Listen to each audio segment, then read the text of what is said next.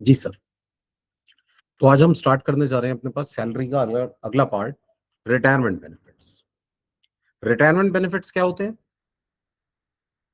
Retirement benefits वो benefit होते हैं जो एम्प्लॉयर एम्प्लॉय को प्रोवाइड करता है at the time of retire. ठीक है। तो मान लीजिए एक पर्टिकुलर एम्प्लॉय हमारे पास से रिटायर हुआ। रिटायरमेंट के टाइम पर हम उसे क्या क्या बेनिफिट दे सकते हैं? सर सबसे पहले दे सकते हैं पेंशन। पेंशन, एम्प्लॉयर एम्प्लॉय को पेंशन दे सकता है। तो अब पेंशन की टैक्सेबिलिटी कैसे होगी? सर एक पर्सन एक कंपनी में जॉब कर रहे हैं मिस्टर ए, XYZ लिमिटेड में। कंपनी इनको सैलरी देती है, 1 मिनट के लिए मान लेते हैं 1 लाख रुपीज पर मंथ। ठीक है, 1 lakh rupees per month salary दे रही है कंपनी। अब मिस्टर एक काम करते करते रिटायर हो गए।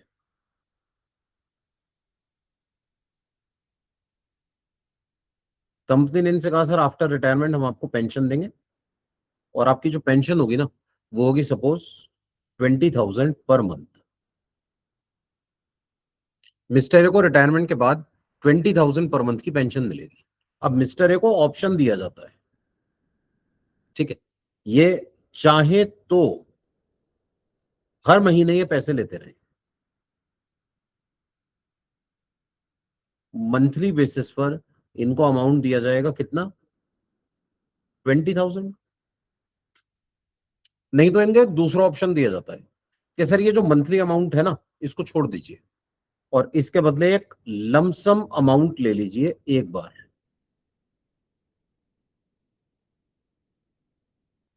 महीने के महीने नहीं देंगे, इकट्ठे पैसे दे देंगे। ठीक है, 1 मिनट के लिए अज्यूम कर लेते हैं इनको इकट्ठे पैसे ऑफर किए गए, सपोज 15 लाख। इंप्लॉयर ने कहा जी ऐसा है 15 लाख रुपए ले लो, और और उसके बाद हम आपको हर महीने कोई भी अमाउंट पे नहीं करेंगे। सर ये जो महीने के महीने पेंशन मिल रही है ना, this monthly pension is called uncommuted pension. Uncommuted, इकट्ठा। और ये जो लमसम अमाउंट मिल गया इसे इसे कहते हैं कम्यूटेड पेंशन। कम्यूटेड। अनकम्यूटेड मतलब जो इंस्टॉलमेंट में दिया जा रहा है, और कम्यूटेड मतलब इकट्ठा, जो लमसम में दे दिया गया। जो पैसे इनको एक बार में इकट्ठे दे दिए गए, that is called commuted pension. और जो महीने के महीने दिया जाएगा इसको कहते हैं अनकम्यूटेड पेंशन। सर हम अपने पास ना इन दोनों पेंशन की टैक्सेबिलिटी के बारे में बात करने जा रहे हैं, तो ध्यान से देखिएगा please. Uncommuted pension,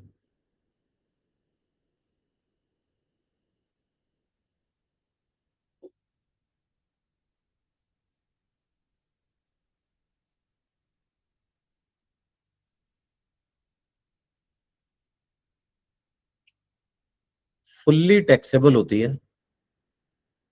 for all the employees. किसी भी एम्प्लॉय को अगर अनकम्यूटेड पेंशन मिलती है, it shall be fully taxable. तो अनकम्यूटेड पेंशन फुल्ली टैक्सेबल होगी। और दूसरा commuted pension,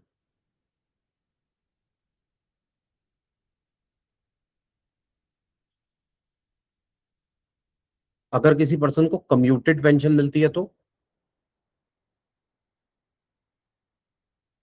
sir commuted pension मतलब इकट्ठे पैसे मिल गए एक साथ, ढेर सारे। जब एक साथ ढेर सारे पैसे मिलते हैं ना, तो ढेर सारे पैसों पे ढेर सारा टैक्स लग जाता है। ऐसे में income tax act commuted pension में कुछ एग्जम्पशन अलाउ करता है, only in commuted pension. Uncommuted पे नहीं। अनकम्यूटेड पे तो टैक्स देना पड़ेगा, कम्यूटेड पेंशन पे कुछ एग्जम्पशंस मिलेंगी। तो कम्यूटेड पेंशन पे क्या एग्जम्पशन है? सबसे पहले for government employees,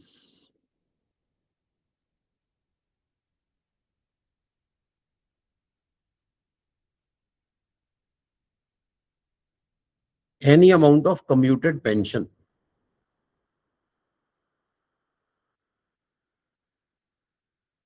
received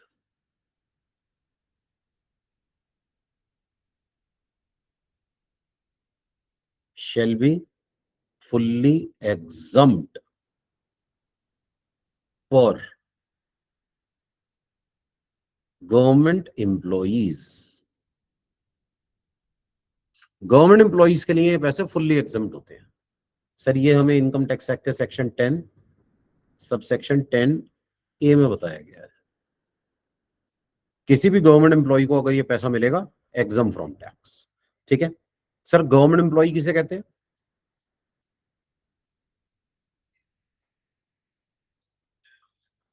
sir जो एम्प्लॉइज जॉब कर रहे हैं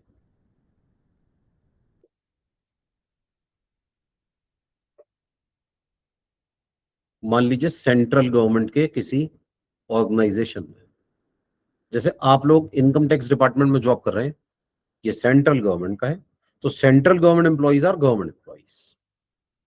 सर कई लोग जीएसटी में भी तो जॉब करते हैं ना। अच्छा, जीएसटी में भी दो अलग अलग डिपार्टमेंट्स हैं। एक सेंट्रल गवर्नमेंट के अंडर में आता है जो एक्साइज वाला होता था पहले, है ना। सीआर बिल्डिंग में भी तो जीएसटी का ऑफिस है। सर एक सीआर बिल्डिंग के सामने अपोजिट साइड पर भी तो जीएसटी का ऑफिस है ना, वो स्टेट गवर्नमेंट के अंडर में आता है। स्टेट गवर्नमेंट, सेंट्रल गवर्नमेंट के एम्प्लॉइज हो या स्टेट गवर्नमेंट के, दोनों गवर्नमेंट एम्प्लॉइज माने जाते हैं। ठीक है, और भी कहीं जॉब कर सकते हैं क्या गवर्नमेंट एम्प्लॉइज? एक लोकल अथॉरिटी का एम्प्लॉय भी तो हो सकता है। अभी जहां हम जिस बिल्डिंग में बैठे हैं, इनकम टैक्स डिपार्टमेंट के ऑफिस में सिविक सेंटर में, ये एमसीडी की बिल्डिंग है। Civic centre is not owned by income tax department, ये एमसीडी का है। MCD that is municipal corporation of Delhi. Sir इनका भी तो स्टाफ बैठता है यहाँ पर, तो एमसीडी का जो स्टाफ यहाँ सिविक सेंटर में बैठता है वो गवर्नमेंट एम्प्लॉय है या नहीं है? वो भी गवर्नमेंट एम्प्लॉय है, वो लोकल अथॉरिटी के एम्प्लॉइज है। ये स्टेट गवर्नमेंट नहीं है, अलग है, लेकिन गवर्नमेंट एम्प्लॉइज है। सर इसके अलावा एक ना स्टैट्यूटरी कॉरपोरेशंस होती हैं।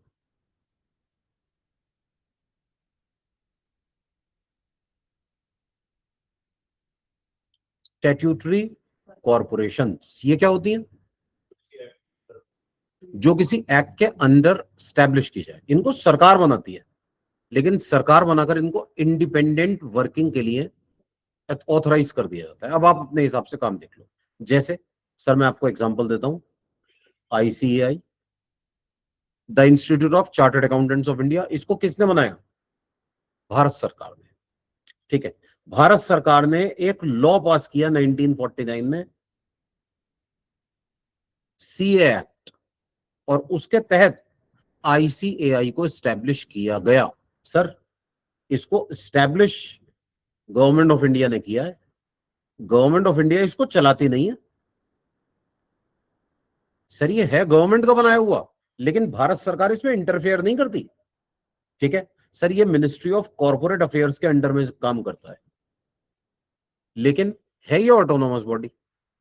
सर ये तो खुद ही प्रोफेशनली एक्सपर्ट है, तो ऐसे में इनकी वर्किंग के लिए सरकार को इंटरफेयर करने की जरूरत ही नहीं है। दूसरी बात, सरकार इन्हें फंड्स भी नहीं देती, इन्हें पैसों की भी जरूरत नहीं है, इनके पास अपना बहुत पैसा है। ठीक है, इंस्टीट्यूट के इतने लाखों मेंबर्स हैं, हर मेंबर से पैसे लिए जाते हैं, इंस्टीट्यूट के स्टूडेंट्स हैं उनसे पैसे लिए जाते हैं, और बहुत इनकम के सोर्सेज हैं। सर इनका 2000 करोड़ रुपए का कॉर्पस है। ठीक है, इनके जो एम्प्लॉइज हैं ये गवर्नमेंट एम्प्लॉई है, गवर्नमेंट इनको फंडिंग नहीं देती, लेकिन है तो ये सरकारी ना, तो इनके जो एम्प्लॉइज हैं ये सर गवर्नमेंट एम्प्लॉइज। ठीक है, तो अब सोचिए एक पर्टिकुलर पर्सन है, एसबीआई में जॉब करते हैं,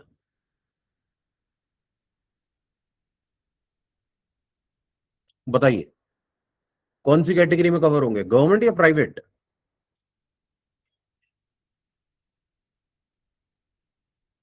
हाँ, तो सर देखिए, as far as income tax is concern, ये प्राइवेट एम्प्लॉई है। ठीक है, आप बैंक पे जाके बताइएगा नहीं, बुरा मानेंगे।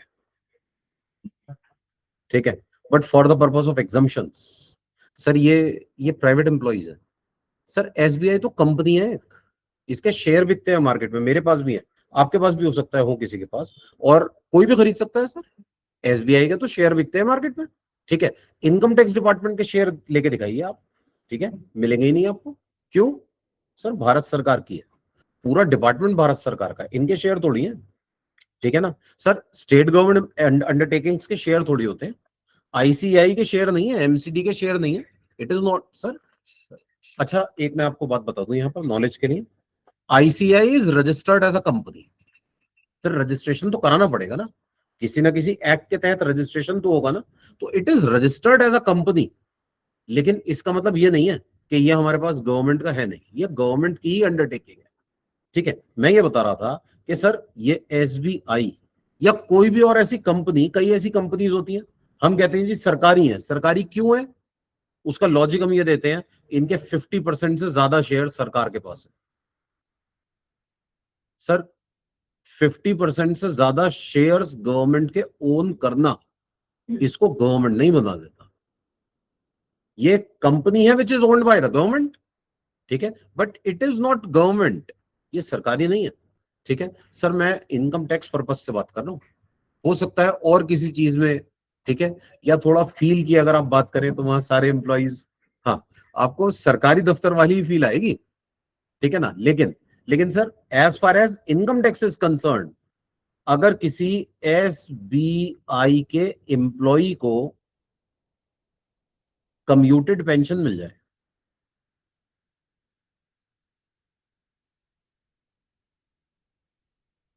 सर ये फुल्ली एग्जाम नहीं होगा, ठीक है, ये फुल्ली एग्जाम नहीं होगा, ठीक है। अच्छा, जरा एक बात ना ध्यान से समझिएगा प्लीज, कि हम इतना डिस्कस क्यों कर रहे हैं। सर हम ना हर प्रोविजन में गवर्नमेंट एम्प्लॉय का मीनिंग अलग अलग लेके चलते हैं। इससे पहले भी मैं आपके साथ गवर्नमेंट एम्प्लॉय की बात कर चुका, याद है आपको?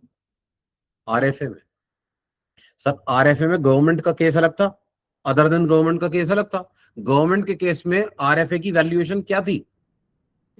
Licence fees. ये सेंट्रल गवर्नमेंट और स्टेट गवर्नमेंट के लिए होता है, ठीक है। इसी तरह से यहां जब हम बात करेंगे तो यहां for the purpose of commuted pension government employ किसे माना जाएगा? Sir employees of central government, employees of state government, employees of local authority and statutory corporation, सबको माना जाएगा, ठीक है। लेकिन बस इन चार को माना जाएगा, एसबीआई को नहीं माना जाएगा। एसबीआई के एम्प्लॉय को अगर कम्यूटेड पेंशन मिली तो इस पॉइंट पे एग्जाम नहीं होगा, आगे के पॉइंट्स है ना, मना थोड़ी कर रहे हैं, इस पॉइंट पर एग्जाम नहीं होगा।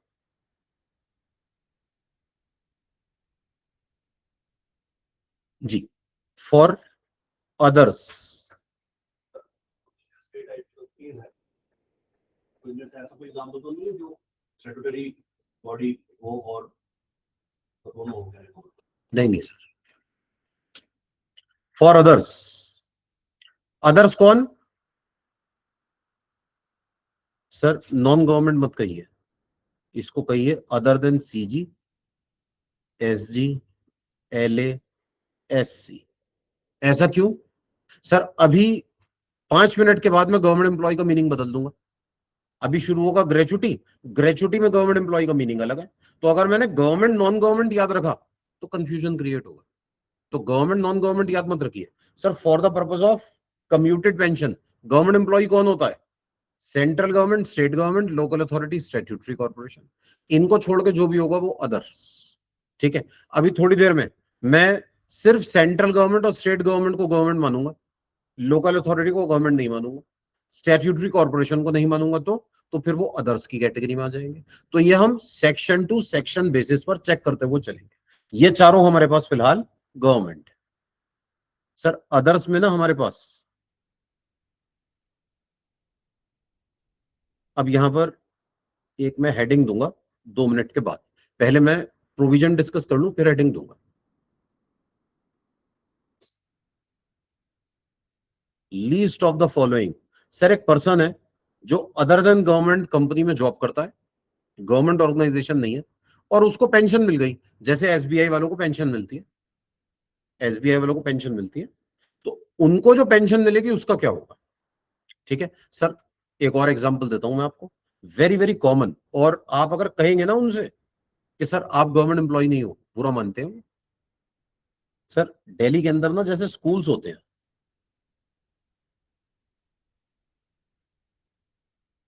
दिल्ली में या और जगहों पर भी सर 3 तरह के स्कूल्स होते हैं। एक होते हैं गवर्नमेंट स्कूल्स, दिल्ली में कई गवर्नमेंट स्कूल्स हैं। जैसे आपका सेंट्रल स्कूल्स होते हैं, केंद्रीय विद्यालय, गवर्नमेंट स्कूल होते हैं। सर दिल्ली गवर्नमेंट के स्कूल्स हैं दिल्ली में, वो सीएम श्री स्कूल करके होते हैं, गवर्नमेंट स्कूल होते हैं, वो दिल्ली गवर्नमेंट के होते हैं, उनकी सैलरी दिल्ली सरकार से आती है। सर एक प्राइवेट स्कूल होते हैं,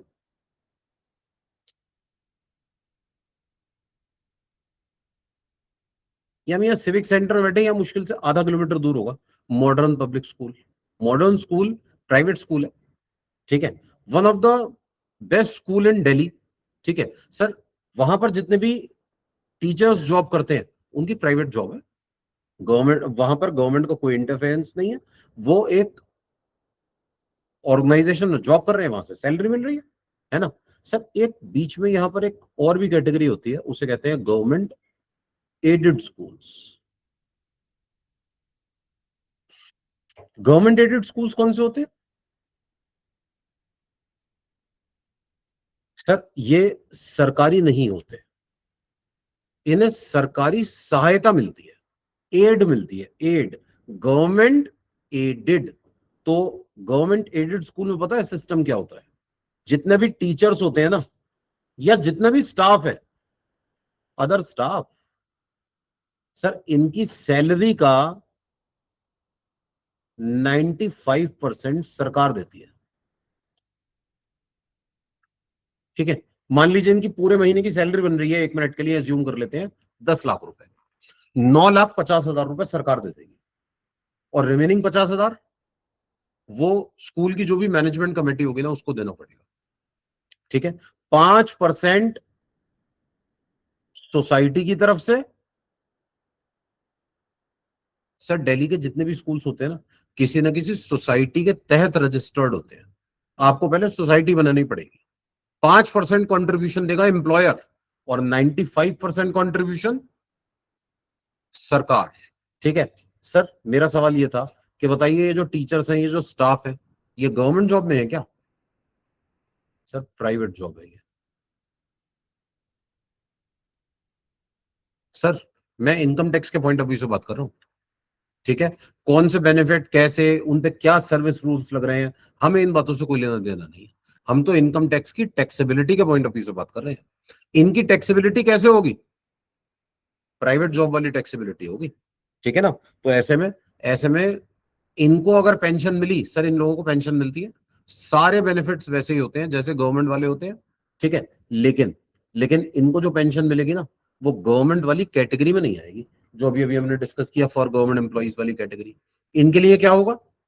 सर ये अदर्स वाली कैटेगरी में आ जाएंगे। तो इनको एग्जम्पशन मिलेगी या नहीं मिलेगी? मिलेगी ना, फुल्ली एग्जम्प्ट नहीं होगा। फिर इनका क्या होगा? Least of the following shall be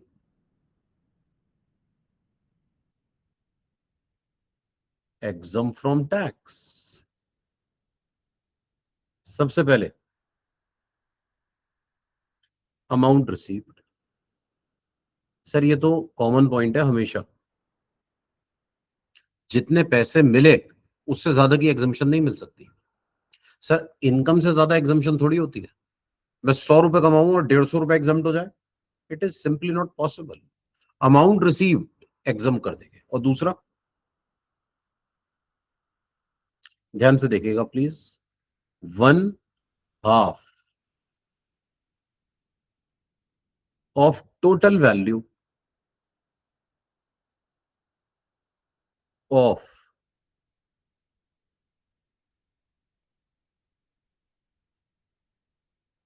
commuted pension which he is normally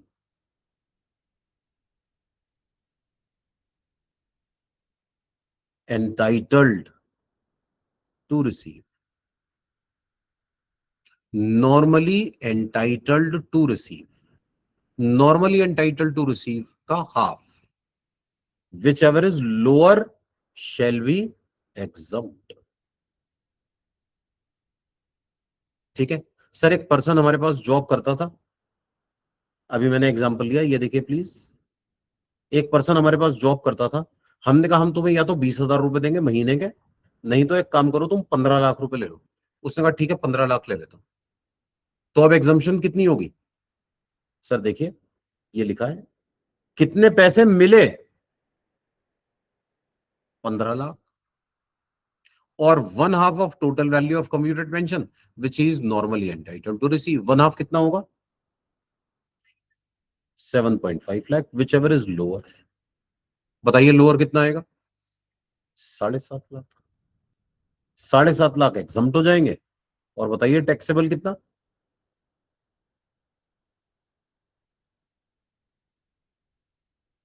7.5 lakh taxable हो जाएगा।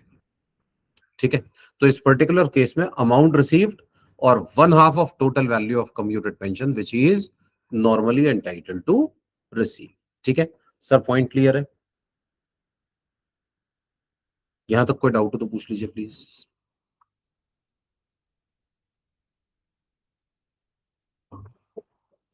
तो मैं ये कह रहा था, हमने कहा या तो अमाउंट रिसीव लीजिए,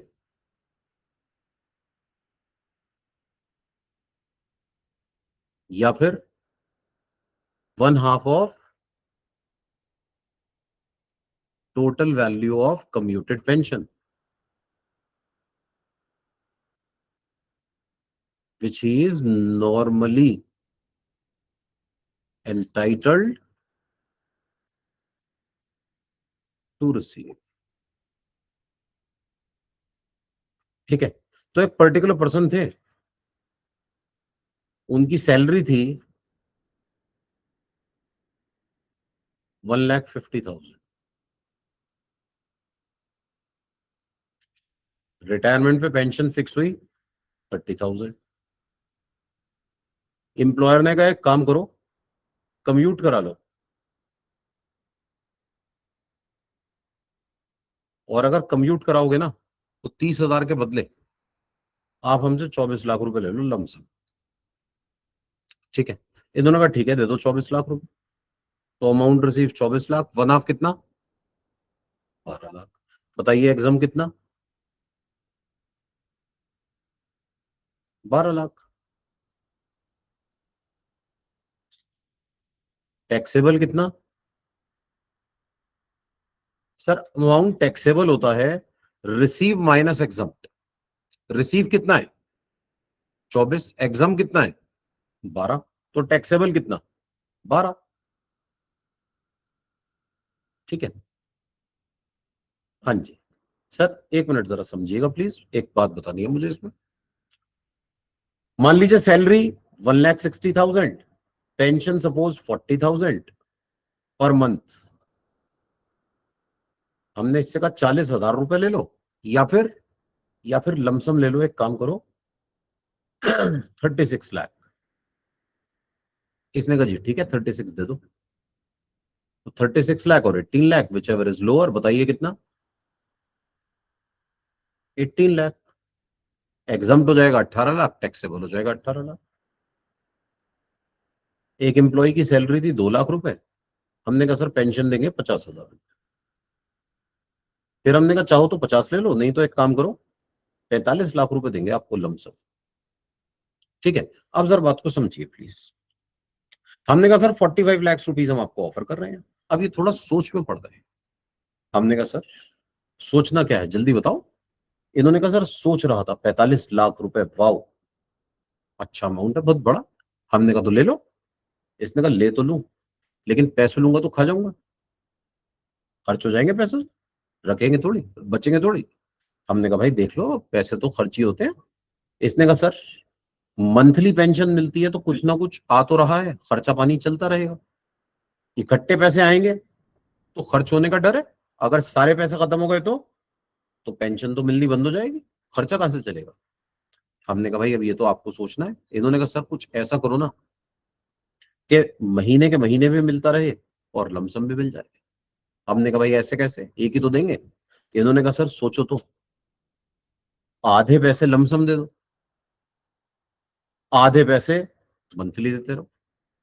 भाई मैं मांग ही नहीं रहा सारे पैसे आपसे, आप हाफ अमाउंट दे दो ना, 22.5 लाख रुपए दे दो, और 50,000 रुपये महीना सैलरी है ना, पेंशन है ना, आप 50 की जगह 25,000 देते रहना। बताइए, ऐसा हो सकता है क्या?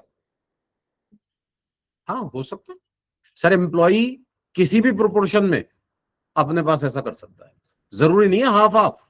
सर उसकी मर्जी है, वो चाहे तो 1/3 कम्यूट करा ले, 2/3 अनकम्यूटेड छोड़ दे। वो चाहे तो 30% कम्यूट करा ले, 70% अनकम्यूटेड छोड़ दे। सर उसको बताना है कितना कम्यूट कराना चाहता है। ठीक है, हमने कहा जी ठीक है, 22.5 लाख रुपए दे देते हैं। अब बताइए, अमाउंट रिसीव्ड कितना? 22,50,000, है ना? अब हम एग्जाम्शन कितने की देंगे? हमने कहा जी 1/2। तो बताइए 1/2 कितना? जी सर, मैं यही कह रहा था, ये भी तो देखिए 1/2 करना किसका है? 1/2 करना है total value of commuted pension. Total value of commuted pension. बताइए total value of commuted pension कितना है? 45। सर 45 है। अमाउंट रिसीव का 1/2 नहीं हो ना। अगर अमाउंट रिसीव का 1/2 होता, सर फिर तो हमेशा 1/2 ही कमाता। और अगर 1/2 ही कमाना था, तो फिर अमाउंट रिसीव रखने का फायदा ही क्या था? सीधा ये कहते हैं आधे एग्जाम कर देंगे, ऐसे प्रोविजन है हमारे पास। सर सेक्शन 56(2), सर आगे चल के पढ़ेंगे हम, एक कंसेप्ट होता है इनकम टैक्स में कंपलसरी एक्विजिशन का, कैपिटल गेन में सेक्शन 45(5) होता है। कंपलसरी एक्विजिशन का जो कंपनसेशन मिलता है ना, इस पर जो इंटरेस्ट मिलता है, कंपनसेशन पर जो इंटरेस्ट मिलता है, उसमें 50% की छूट मिलती है। बस 50% टैक्सेबल होता है। तो वहां हमने ये नहीं कहा जी अमाउंट रिसीव्ड और 1/2। सर 1/2 ही कमाएगा, बताने वाली क्या बात है? हमने सीधा कहा आधे अमाउंट पे टैक्स लगाएंगे, आधा छोड़ देंगे। सर एक्स और x/2 में x/2 ही तो हमेशा कम होगा, है ना? यहां पर इनकम टैक्स ये नहीं कह रहा कि आपको अमाउंट रिसीव का 1/2 करना है, आपको 1/2 करना है किसका? टोटल वैल्यू का। और टोटल वैल्यू 45 लाख है, तो 45 लाख का 1/2 कितना? 22.5 lakh. 22,50,000 and 22,50,000, which ever is. बताइए कितना? सर ये तो 22,85 आ जाएगा। अमाउंट रिसीव में से अमाउंट एग्जाम को माइनस कर दीजिए, जो बचा वो टैक्सेबल। तो बताइए क्या बचा? नील। कुछ भी टैक्सेबल नहीं होगा, ये सारे के सारे पैसे एग्जाम्प्ट हो जाएंगे। ठीक है, लेकिन सिर्फ हाफ पोर्शन तक। अगर इसने हाफ नहीं, सोचिए 1 मिनट के लिए सोचिए, इसने हमसे कहा होता कि सर एक काम करो ना, 2/3 लमसम दे दो और 1/3 मंथली दे दो। 2/3 कम्यूट करा था, 1/3 अनकम्यूटेड छोड़ता। तो बताइएगा पैसे कितने मिलते? 45 लाख का 2/3 30 लाख। 1/2 कितना होता? 1/2 तो यही रहता 22.5। तो बताइए एग्जाम्प्ट कितना होता? 22.5। और अब की बार कुछ टैक्सेबल होता या नहीं होता? होता ना, 7.5 लाख रुपए टैक्सेबल होते हैं। सर 30 लाख मिले, 22.5 एग्जाम्प्ट हो गए, तो टैक्सेबल कितना? 7.5। ठीक है ना? यहां तक कोई डाउट हो तो पूछ लीजिए प्लीज। जो पैसे फिर जो मंथली लेगा, मैम मंथली वाले तो हमेशा टैक्सेबल होंगे, मंथली वालों पर तो कोई छूट मिलेगी ही नहीं। जो मंथली अमाउंट है, it is always taxable. Monthly is always taxable. Sir मीट पे कोई डाउट हो तो पूछ लीजिएगा प्लीज।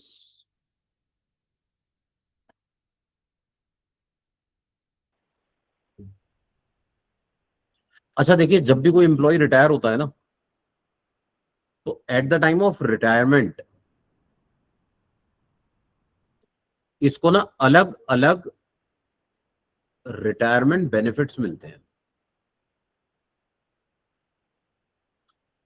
अलग अलग रिटायरमेंट बेनिफिट्स मिलते हैं, जैसे क्या? सर जैसे पेंशन अभी हम डिस्कस कर रहे हैं, ऐसे ही एक लीव एनकैशमेंट का कंसेप्ट होता है, लीव सैलरी। सर ऐसे ही एक और बेनिफिट होता है, that is called gratuity. Employ को ग्रेचुटी भी मिलती है, अभी पढ़ेंगे हम 5 मिनट के बाद ग्रेचुटी।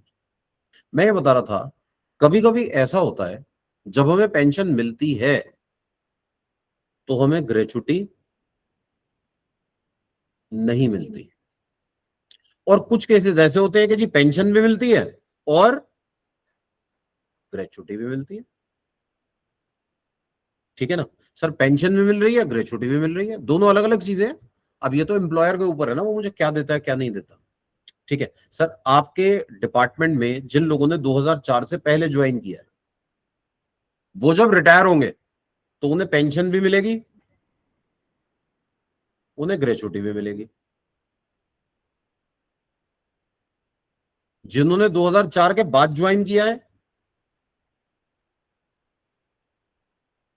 उन्हें पेंशन नहीं मिलेगी, ग्रेचुटी मिलेगी। सर अब ये तो मेरे एम्प्लॉयर पर है ना, वो मुझे क्या देता है क्या नहीं देता। ऐसे ही मान लीजिए कोई ऐसा केस होता कि पेंशन मिल रही है और ग्रेचुटी नहीं मिल रही है, मान लीजिए ऐसा कोई केस है, तो ये जो मैं अभी आपके साथ बातें कर रहा था ना, ये वही केस था।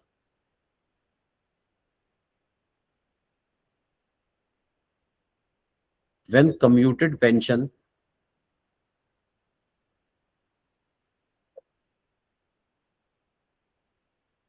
Is received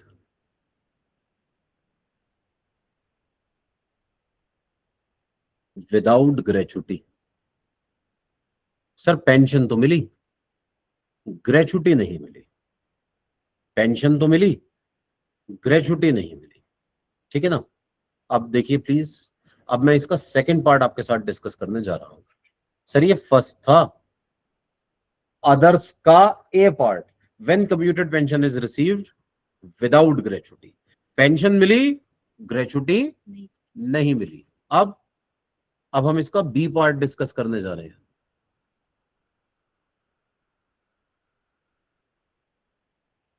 when commuted pension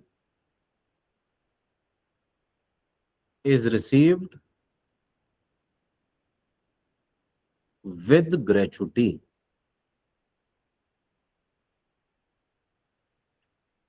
जब किसी पर्टिकुलर पर्सन को पेंशन भी मिले और ग्रेचुटी भी मिले तो क्या होगा। When commuted pension is received with gratuity. Sir एक पर्सन को सिर्फ पेंशन मिली, ग्रेचुटी नहीं मिली,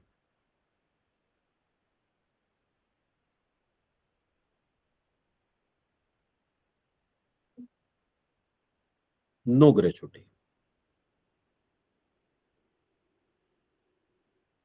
और एक को पेंशन भी मिली, ग्रेचुटी भी मिली। बताइए किसकी इनकम ज्यादा होगी, किसकी इनकम कम। सर वैसे तो देखिए अमाउंट पे डिपेंड करता है, हो सकता है पेंशन इतनी ज्यादा हो कि ग्रेचुटी और पेंशन मिलाकर भी सामने वाले के अमाउंट से ज्यादा हो जाए। लेकिन मैं कह रहा हूं अगर दोनों का सेम लेवल है तो पेंशन प्लस ग्रेचुटी में अमाउंट बढ़ गया ना, इनकम टैक्स क्या कहता है सर, ये आदमी जरा अमीर है, पेंशन भी कमा रहा है, ग्रेचुटी भी कमा रहा है, इसको एग्जम्पशन कम मिलनी चाहिए। और ये जो है ना ऊपर वाला, इसे बेचारे को बस पेंशन ही मिली है, ग्रेचुटी मिली ही नहीं, इसको एग्जम्पशन ज्यादा मिलनी चाहिए।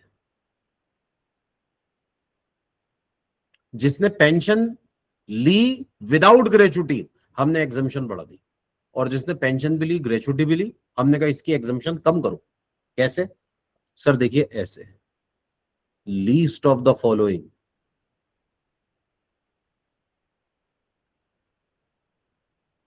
shall be exempt from tax।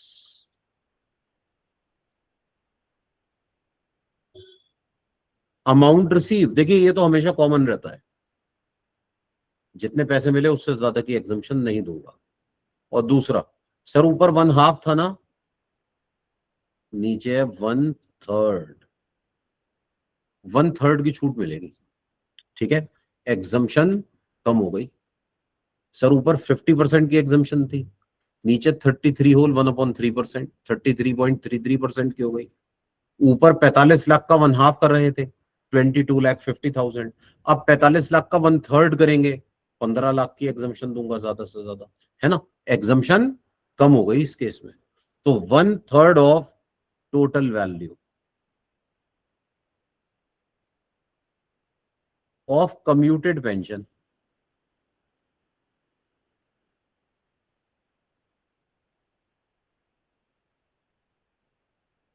which he is normally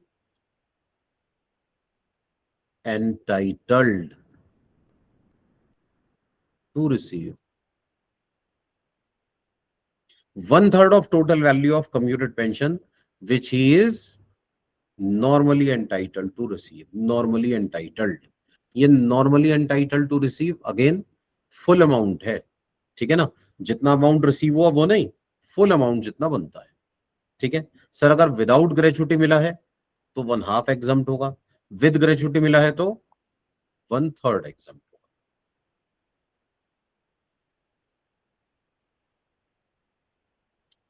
ठीक है ना। एक एग्जाम्पल के जरिए जरा बात को समझने की कोशिश करते हैं। Mister a working with XYZ limited,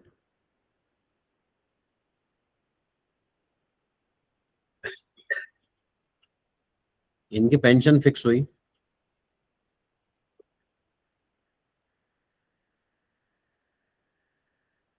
60,000 per month पर।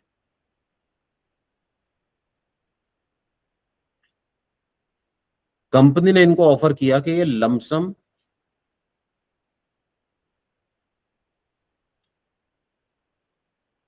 48 लैक्स ले लें, 48 लैक्स और छोड़ दें, ठीक है। इन्होंने क्या करा, 75% ऑफ पेंशन कम्यूट करा ली, ठीक है। इन्होंने कितनी पेंशन कम्यूट करा ली बताइए, 75%, 75% पेंशन कम्यूट करा ली, ठीक है। अब हम अपने पास एग्जम्पशन कैलकुलेट करने जा रहे हैं सर तीनों केसेस में। तीनों केसेस में देखेंगे कितनी पेंशन पे टैक्स लगाएंगे। अच्छा ये रिटायर पता है कब हुए थे, मान लेते हैं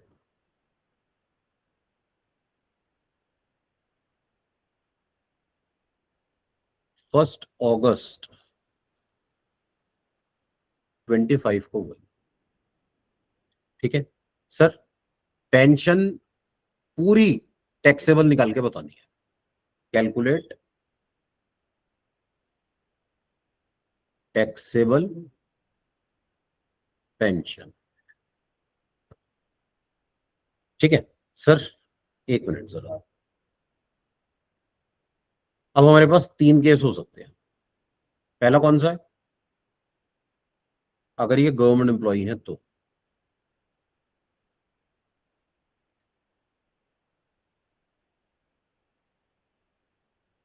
अगर ये एम्प्लॉई है सेंट्रल गवर्नमेंट के, स्टेट गवर्नमेंट के, लोकल अथॉरिटी के, स्टैट्यूटरी कॉर्पोरेशन के, तो बताइए पेंशन पे टैक्स लगाएंगे या नहीं लगाएंगे। तो कम्यूटेड पे नहीं लगाएंगे, अनकम्यूटेड पे तो लगाएंगे। अनकम्यूटेड पेंशन तो फुल्ली टैक्सेबल होगी।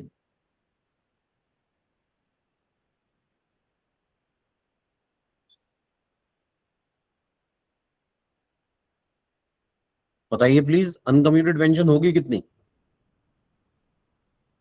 सर 75 तो कम्यूट करा लिया, अनकम्यूटेड कितना बचा, 60,000 का 25%, 60,000 का 25%।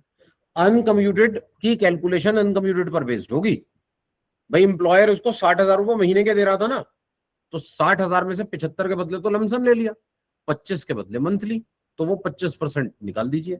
60,000 का 25% कितने महीने के लिए, 1 अगस्त से 31 मार्च, कितने मंथ्स हुए, 8। 1 अगस्त से 31 मार्च कितने मंथ्स हुए, 8 मंथ्स हुए। तो बताइए कितना आएगा, 1,20,000,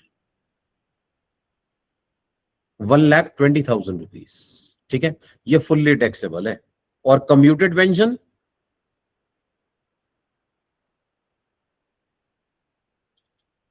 ये फुल्ली एग्जम्प्ट है। 1/3 या 1/2, कुछ भी नहीं, fully fully exempt government employ है तो कोई कैलकुलेशन नहीं, कोई लिमिट नहीं, नथिंग, फुल्ली एग्जम्प्ट। और फॉर अदर्स तो ये अनकम्यूटेड में 8 से मल्टीप्लाई करेंगे 30,000 को, क्योंकि मैम 1 अगस्त को रिटायर हुआ था तो पेंशन मिलेगी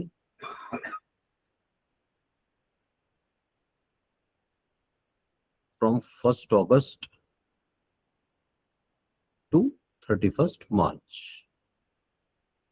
रिटायरमेंट के बाद मिलेगी पेंशन 8 महीने की, 8 मंथ से मल्टीप्लाई करके मैंने पेंशन की टैक्सेबल अमाउंट निकाल दी। ओके सर, क्लियर है। सर अब जरा देखिएगा अदर्स, अदर देन गवर्नमेंट। देखिए अदर्स के केस में भी जो अनकम्यूटेड पेंशन है वो तो सेम ही है।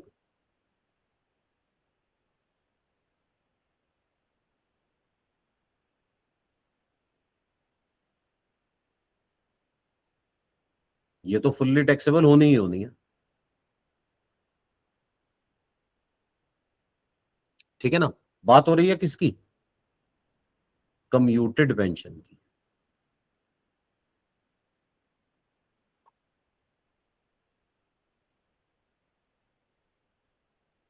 अब देखिए इसमें मेरे पास दो केस है, पहला है विदाउट ग्रेचुटी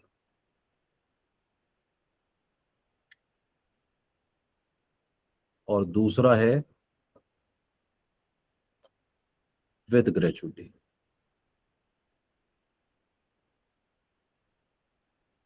सर हम ग्रेचुटी पे टैक्स नहीं लगा रहे अभी, ग्रेचुटी की बात नहीं हो रही, बात पेंशन की हो रही है।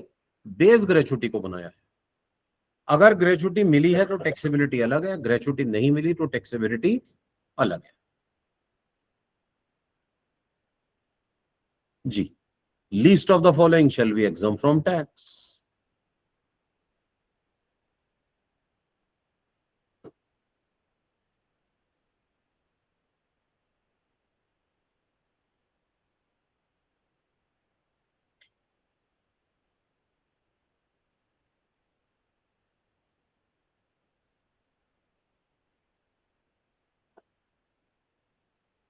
अमाउंट रिसीव्ड,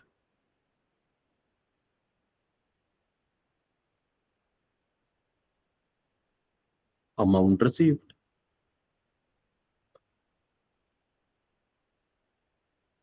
बताइए विदाउट ग्रेचुटी वाले केस में क्या करना है, 1/2 ऑफ टोटल वैल्यू, यहां करना है 1/3 of total value.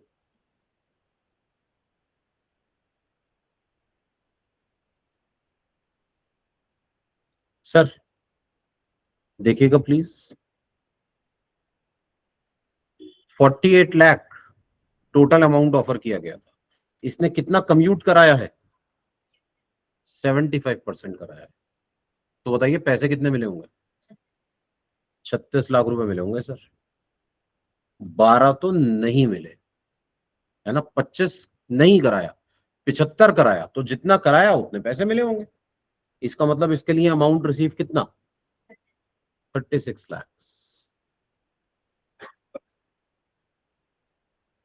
Total value है 48 लाख। पहले केस में 1/2 करेंगे 24 लाख, दूसरे में 1/3 करेंगे, बताइए कितना, 16 लाख। ठीक है सर, अमाउंट एग्जम्प्ट,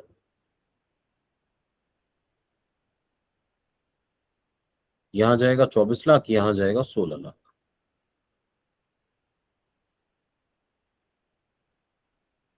और अमाउंट टैक्सेबल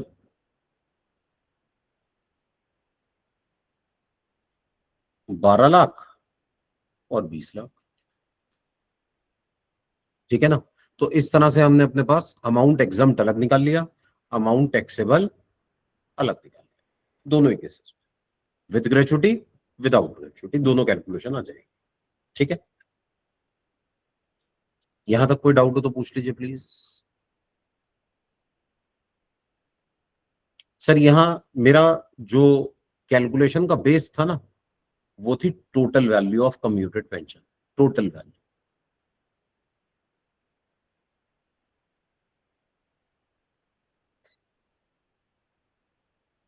है ना। बस एक छोटा सा इशू है सर, कभी कभी क्या होता है कि क्वेश्चन ना ये टोटल वैल्यू बताता नहीं है, फिर वो क्या करता है, वो ये कहता है एक पर्सन है मिस्टर बी, काम कर रहे हैं PQR लिमिटेड में, पेंशन इनकी फिक्स हुई 75,000 पर मंथ पर,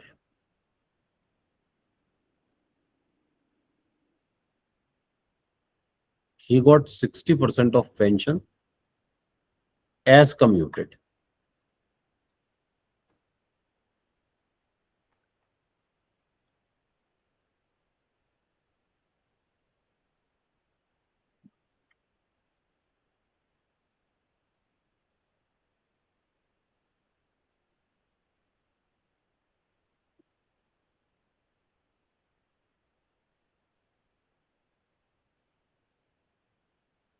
And received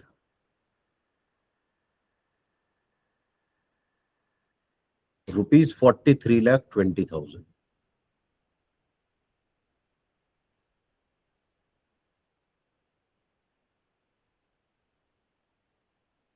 जी, तो बताइए अब कैसे कैलकुलेशन करें। यहां पे भी मैं डेट ऑफ रिटायरमेंट बता देता हूं।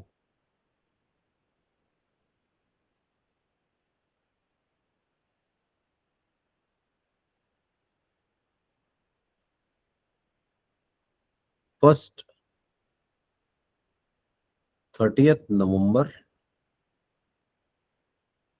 2025 है, 30 नवंबर तक काम करके मिस्टर रिटायर हो गए।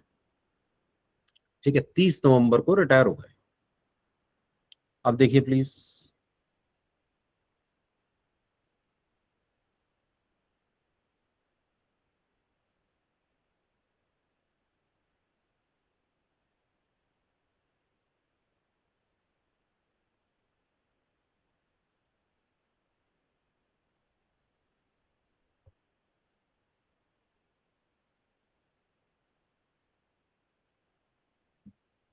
पेंशन निकाल के पता नहीं है कितनी टैक्सेबल होगी इन ऑल द केसेस। तो देखिए, सबसे पहला case government employ,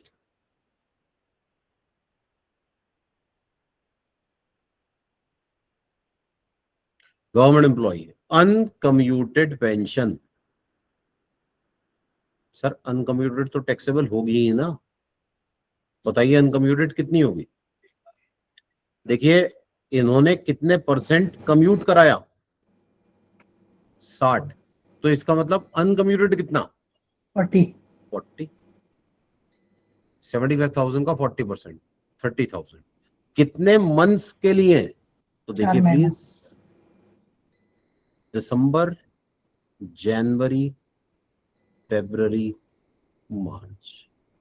sir 1 December to 31 March, 4 महीने, 1,20,000।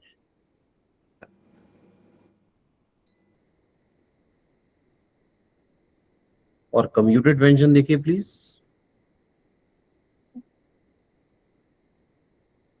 सर फुल्ली एग्जम्प्ट, इस पर टैक्स नहीं लगाएंगे।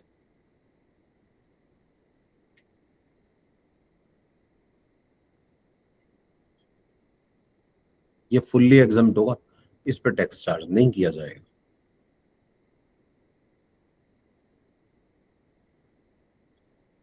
फॉर अदर्स,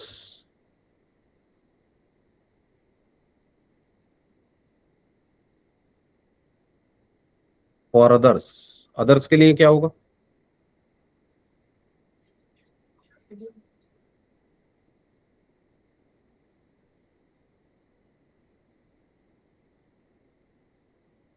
अदर्स के केस में देखिए लीस्ट ऑफ द फॉलोइंग,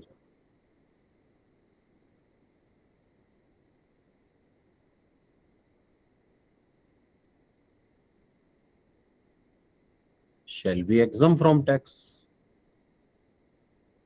देखिए अनकम्प्यूटेड तो टैक्सेबल होना ही है,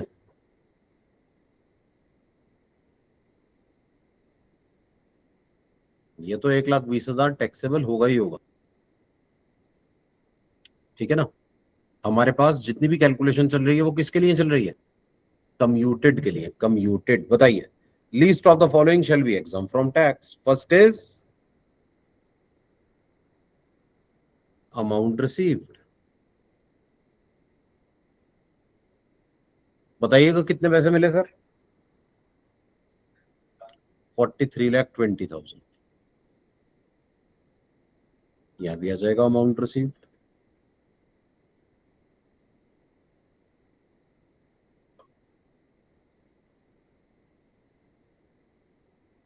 $43,20,000।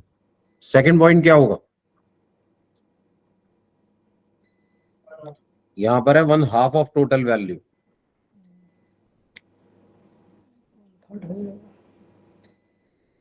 यहां पर है 1/3 ऑफ टोटल वैल्यू,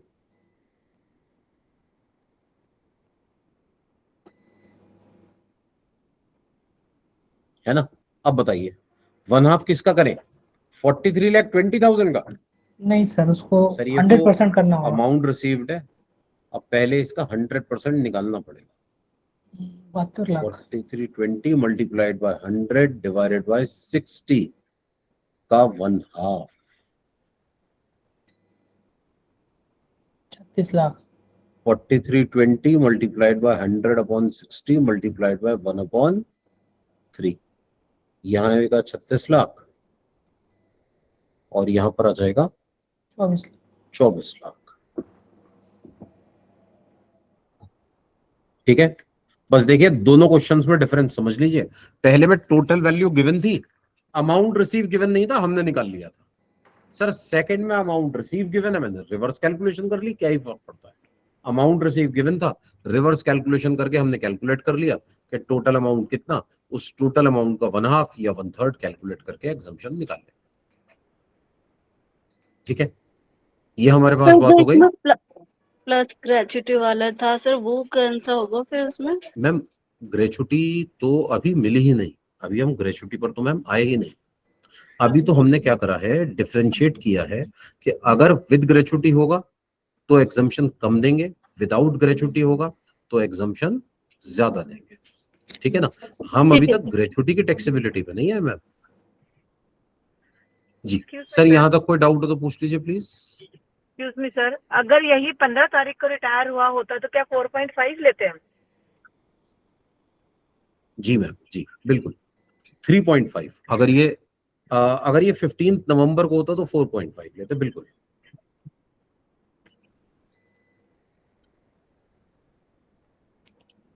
सर यहाँ तक कोई डाउट।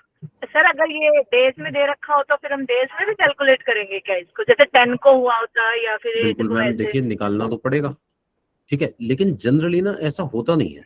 अच्छा दूसरी बात, रिटायरमेंट तो मैम नहीं होती इस तरह से ऑड डेज पर, लेकिन मैम डेथ तो हो सकती है ना, हो सर सकता है लेकिन 8 को डेथ हो गई। प्राइवेट सेक्टर में जैसे 15 को डेट हो रही है 60 को तो 15 को भी कर देते हैं, 10 को हो रहे हैं 60 के तो 10 को भी देखिए कर देते हैं। अगर ऐसा है तो हम डेज में भी कैलकुलेशन कर सकते हैं। फिर उस केस में जिस मंथ में रिटायर हुआ है उस मंथ में जो कैलकुलेशन है वो डेज में हो जाएगी, ठीक है, और बाकी जो है वो हमारे पास कंप्लीट कैलकुलेशन हो जाएगी। वैसे यहाँ मैं एक बात ऐड कर दूं मैम, प्राइवेट सेक्टर में पेंशन मिलती नहीं है। नहीं सर, फिर भी हम पढ़ तो रहे हैं ना। हाँ बिल्कुल बिल्कुल बिल्कुल, बात बिल्कुल सही है। अगर डेज में है तो डेज में कैलकुलेशन कर देंगे। Okay sir, thank you. You welcome. Sir second benefit, gratuity.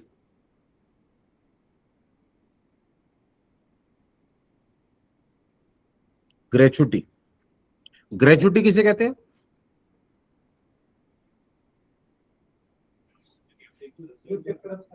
Ji sir, gratuity शब्द बना है इंग्लिश के एक वर्ड से, ग्रेटिट्यूया, ग्रेटिट्यूअस, ठीक है। ग्रेटिट्यूअस एक्टिविटी वो एक्टिविटी होती है जिसका कोई कंसिडरेशन नहीं होता, विदाउट कंसिडरेशन जब हम कोई काम करते हैं, ठीक है, वो ग्रेटिट्यूअस एक्ट होता है। ठीक है, जैसे मान लीजिए आप कोई पर्सन है, वो ब्लाइंड है, सड़क पार करना चाह रहे थे, प्रॉब्लम हो रही थी, आपने रोड क्रॉस करा दिया, इट इज अ ग्रेटिट्यूअस एक्ट। बदले में कुछ नहीं मिलेगा, पुण्य मिलेगा सर, है ना, पैसे तो नहीं मिलेंगे। ठीक है, तो ग्रेटिट्यूअस एक्ट मतलब वो जो एक तरह से मतलब जिसमें इन रिटर्न कुछ नहीं करता। तो एम्प्लॉयर जब एम्प्लॉय को ग्रेचुटी देता है, इस ग्रेचुटी के बदले एम्प्लॉय को कुछ नहीं करना होता। ठीक है सर, जिसके बदले कुछ नहीं करना होता, that is without consideration, is just like gift ना, इसे हम सिंपल वर्ड्स में गिफ्ट कह सकते हैं। तो एम्प्लॉयर एम्प्लॉय को गिफ्ट देता है at the time of retirement. ये जो एम्प्लॉयर ने एम्प्लॉय को गिफ्ट दिया sir, this gift is called gratuity. ठीक है, ये लमसम अमाउंट दिया जाता है at the time of retirement. अच्छा, अब गिफ्ट मैं किसको कितना दूंगा सर, ये तो मेरी मर्जी है। तो पुराने जमाने में क्या होता था, एम्प्लॉयर अपने हिसाब से कुछ भी दे दिया करता था। एक पर्टिकुलर पर्सन हमारे पास से रिटायर हुए मिस्टर ए काम करके, जब ये काम करके जाने लगे तो मालिक साहब आए, कहने लगे सर बड़ा अच्छा लगा, आप पिछले 30 साल से काम करके जा रहे हो, ये लो हमारी तरफ से आपके लिए, और एक लिफाफा पकड़ा दिया। घर पे जाके इन्होंने खोल के देखा, लिफाफे के अंदर 20 लाख का चेक था। ठीक है, दैट इज सिंपली ग्रेचुटी। लेकिन प्रॉब्लम क्या है, प्रॉब्लम ये है कि सर मान लीजिए ए मुझे पसंद है, मैंने उनको 20 लाख का चेक दे दिया। बी जरा मुझे थोड़े कामचोर लगते हैं, अब भले ही वो काम करते हो, मुझे लगता है कि नहीं ये बेकार एम्प्लॉय है, मैंने 2 लाख का चेक दे दिया। तो हमारी सरकार को ऐसा लगा कि यार ऐसे नहीं होना चाहिए, एक यूनिफॉर्मिटी होना चाहिए, there should be some system ना। तो हम एक लॉ लेकर आए, उसका नाम रखा गया पेमेंट ऑफ ग्रेचुटी एक्ट 1972। उसके बाद सरकार ने कह दिया कि जी अगर कोई भी एम्प्लॉय आपके पास 5 साल काम करके रिटायर होगा, आपको ग्रेचुटी देनी ही देनी है। ठीक है, तो जब भी कोई एम्प्लॉय रिटायर होता है ना, उसको ग्रेचुटी दी जाती है। ठीक है, हाँ, लेकिन एक बात बता दूं, ग्रेचुटी एक्ट सब केसेस में एप्लीकेबल नहीं होता सर। ग्रेचुटी एक्ट 20 लाख रुपए की ग्रेचुटी देने के लिए कहता है। सोचिए एक पर्सन है मिस्टर ए, उनकी बेचारे की एक छोटी सी दुकान है, मिस्टर एक्स एक छोटी सी दुकान चलाते हैं, स्मॉल शॉप। इनकी दुकान पर एक हेल्पर काम करता है, वो बेचारा सालों से काम कर रहा है ना। अब काम करते करते 20 25 30 साल बाद ये रिटायर होने लगे। ठीक है, तो अब हम मिस्टर एक्स से कहें 20 लाख रुपए दो, सर इनकी दुकान बिक जानी है ना। ग्रेचुटी एक्ट बड़े बड़ी ऑर्गेनाइजेशंस पे लगता है। ठीक है, प्लस एक और इशू है sir income tax act, sorry not income tax, government क्यों दिलवाना चाहती है ग्रेचुटी? भाई ग्रेचुटी दे या ना दे, सरकार क्यों टांग अड़ा रही है? सर एक्चुअली ना गवर्नमेंट ये चाहती है कि एम्प्लॉय जब रिटायर हो गया, अब उसकी इनकम का कोई सोर्स नहीं है बेचारे की, तो उसे ना प्रॉब्लम ना हो, इसलिए गवर्नमेंट ने इसके एम्प्लॉयर से कहा कि बेटा आप इसको रिटायरमेंट के टाइम पर ना हेल्प करो। अब इसकी इनकम के सोर्सेस खत्म हो गए, खर्चा पानी कहां से चलेगा, तो आप इसको रिटायरमेंट के टाइम पर पैसे दो, ग्रेचुटी पे करो। ठीक है, तो सोचिए एक पर्सन है मिस्टर वाई, कंपनी में जॉब करते हैं और सैलरी है 10 लाख रुपए महीना। ठीक है, इनको हेल्प की जरूरत है सर, ये हेल्प कर देंगे कई लोगों की, 10 लाख रुपए महीना कमा रहे हैं, है ना। ऐसे पर्सन को ग्रेचुटी दिलवाऊं मैं? सर हमें फोर्स करने की जरूरत नहीं है, एम्प्लॉयर देना चाहता है दे दे, नहीं देना चाहता तो ना दे। ग्रेचुटी एक्ट इनको ग्रेचुटी देने के लिए नहीं कहता। ग्रेचुटी एक्ट तो ऐसे एम्प्लॉयज को ग्रेचुटी देने के लिए कहता है जो बेचारे ना एक नॉमिनल सी इनकम अर्न करते हैं। सर एम्प्लॉयर बड़ा होना चाहिए ताकि वो अफोर्ड कर पाए, एम्प्लॉय छोटा होना चाहिए जिसे हेल्प की जरूरत है। ठीक है, अच्छा एक बात बताइए, अब मेरे पास एक एम्प्लॉय काम कर रहा है, सैलरी है उसकी 20,000 25,000 30,000, इनकम, ग्रेचुटी एक्ट ने कहा भाई जब ये रिटायर हो ना, इसको ग्रेचुटी देना, जरूर देना, हमने दे दी। अब बताइए जो 10 लाख वाला बंदा है, इसे ग्रेचुटी मिलेगी या नहीं मिलेगी? जी सर, इसको ग्रेचुटी मिलनी चाहिए या नहीं मिलनी चाहिए? सर, ग्रेचुटी एक ऐसे एम्प्लॉय को जिसकी इतनी हाई सैलरी है, ठीक है, राइट सेड मैम, देनी है नहीं देनी है तो एम्प्लॉयर पे डिपेंड करता है ना? बताइए एम्प्लॉयर इसको ग्रेचुटी देगा या नहीं देगा? सर, इसको जरूर देगा, ठीक है। जिसको 10 लाख रुपए सैलरी दे रहा है ना, बड़ा इंपॉर्टेंट एम्प्लॉय होगा सर, वो छोटा मोटा आदमी नहीं होगा, इसको जरूर ग्रेचुटी मिलेगी। इसको ग्रेचुटी देने के लिए हम नहीं कह रहे सर, ग्रेचुटी एक्ट नहीं कहता इसको ग्रेचुटी दीजिए, लेकिन ग्रेचुटी मिलती इसको भी है, और इनफैक्ट इनको तो बहुत ग्रेचुटी मिलती है, बहुत ज्यादा ग्रेचुटी मिलती है, ठीक है सर। ऐसे एम्प्लॉइज तो कंपनी के लिए मेन एम्प्लॉइज होते हैं, बड़े बड़े एम्प्लॉइज होते हैं। ऐसे एम्प्लॉइज को तो रिटायरमेंट के टाइम पर करोड़ों रुपए ग्रेचुटी के नाम पर मिल जाते हैं, ठीक है। ऐसे में हमारे पास ना इन ग्रेचुटी के पैसों पर टैक्स कैसे लगाया जाए, हमने इसी बेस पर इसकी टैक्सेबिलिटी बना दी, ठीक है। अच्छा सर, ग्रेचुटी कब मिलती है बताइए? रिटायरमेंट के टाइम पर। क्या ड्यूरिंग द जॉब भी ग्रेचुटी मिल सकती है? सर, मरने पे और वीआरएस पे, लेकिन वो तो रिटायरमेंट ही हो गया भाई। वीआरएस इज वॉलंटरी रिटायरमेंट, और मरना तो परमानेंट रिटायरमेंट है सर, दुनिया से ही रिटायर हो गया बेचारा। हाँ जी सर, मैं ये कह रहा था कभी कभी ऐसा होता है, कभी कभी मैंने एक ही बार ऐसा देखा लाइफ में प्रैक्टिकली। मेरे कजिन है सर, एसआर स्टील्स में जॉब करते थे। एसआर स्टील्स में एक अलग ही सिस्टम था। वो क्या करते थे, ग्रेचुटी की कैलकुलेशन करते थे हर साल, कि भाई इंप्लॉई 6 साल जॉब कर रहा था, अब 7वां साल हो गया, तो कितना अमाउंट हो गया अब ग्रेचुटी का। और जितना भी डिफरेंशियल अमाउंट आता था ना, कि 6 से 7 होने पर इतना एडिशनल ग्रेचुटी, हाथ के हाथ कैश में दे दिया करते। कैश मतलब अकाउंट में पैसे आ जाते, हाथ के हाथ पे हो जाता। तो although it is very rare, लेकिन अगर ग्रेचुटी मिल गई during the continuity of job, तो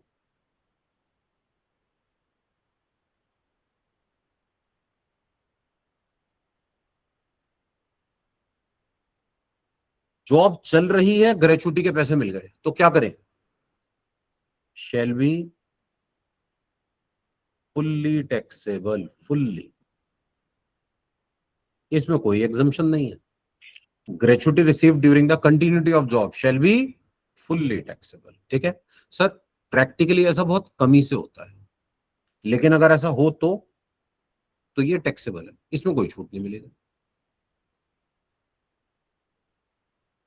अच्छा, अगर हमें ग्रेचुटी मिले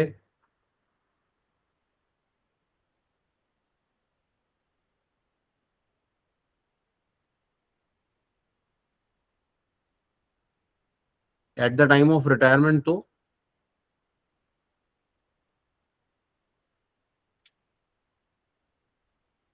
सर देखिए, रिटायरमेंट के टाइम पर जो ग्रेचुटी मिलती है ना, लमसम इकट्ठे पैसे मिलते हैं ढेर सारे, और जब ढेर सारे पैसे इकट्ठे मिलते हैं ना, तो उनपे इकट्ठा ढेर सारा टैक्स हो जाता है। जब भी इस तरह से होता है, इनकम टैक्स में एग्जम्पशन दी जाती है। सर, मैंने पेंशन में, कम्यूटेड पेंशन में एग्जम्पशन दी, अनकम्यूटेड में नहीं दी। वो तो थोड़े थोड़े पैसे मिल रहे हैं, थोड़ा थोड़ा टैक्स दे दो, बात खत्म। कम्यूटेड में एग्जम्पशन दी हमने, क्यों? इकट्ठे पैसे मिले ना ढेर सारे, हमने छूट दे दी। इसी तरह से देखिए, जब ग्रेचुटी महीने के महीने, साल के साल, during the continuity of job मिल रही है, हमने कहा इस पर टैक्स देना पड़ेगा। लेकिन जब लमसम पैसे मिलेंगे तो मैं एग्जम्पशन दे दूंगा, और ये एग्जम्पशन मिलती है सेक्शन 10 सब सेक्शन 10 के तहत। और यहां पे सबसे पहली एग्जम्पशन पता है किसकी है? गवर्नमेंट एम्प्लॉइज की।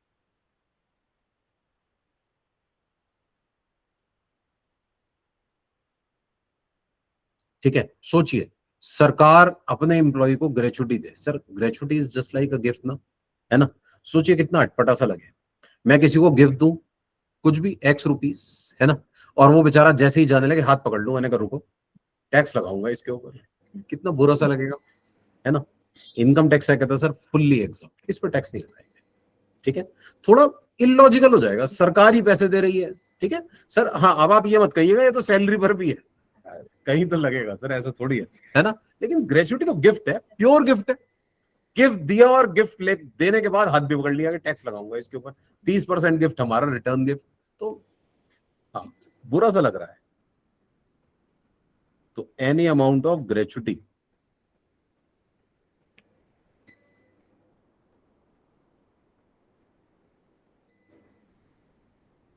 सर, किसी का ना अनम्यूट हो गया है, शायद म्यूट कर लीजिएगा प्लीज म्यूट पर। Any amount of gratuity received shall be fully exempt, fully for government employees. बस एक सवाल था मेरा, ये गवर्नमेंट एम्प्लॉई किसे कहते हैं? सर हमने अभी डिस्कस किया था, गवर्नमेंट एम्प्लॉई मतलब employees of central government, employees of state government, employees of local authority, और बस सिर्फ इन तीन को ही गवर्नमेंट एम्प्लॉय माना जाएगा for the purpose of gratuity. ठीक है, अगर किसी स्टैट्यूटरी कॉर्पोरेशन के एम्प्लॉय को ग्रेचुइटी मिली तो मिलेगी नहीं क्या? मिलेगी ना, फुल्ली एग्जम्प्ट नहीं होगा उनके लिए। ठीक है, एग्जम्पशन भी मिलेगी, आप चिंता ना करें, एग्जम्पशन भी मिलेगी, फुल्ली एग्जम्प्ट नहीं होगा।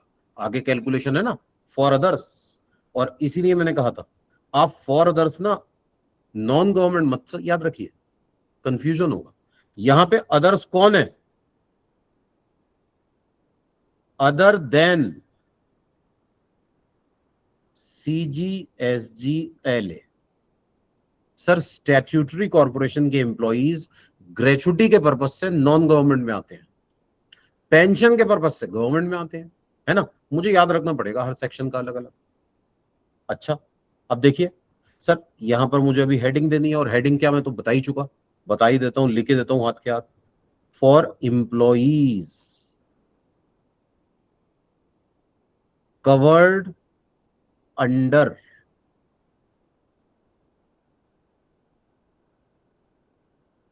पेमेंट ऑफ ग्रेचुइटी एक्ट, वो एम्प्लॉइज जो ग्रेचुइटी एक्ट में कवर होते हैं,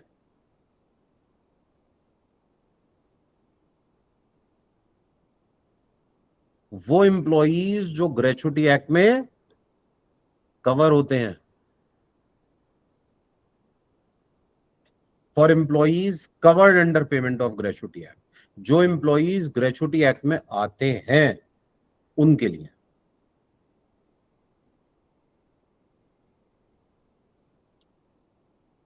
least of the following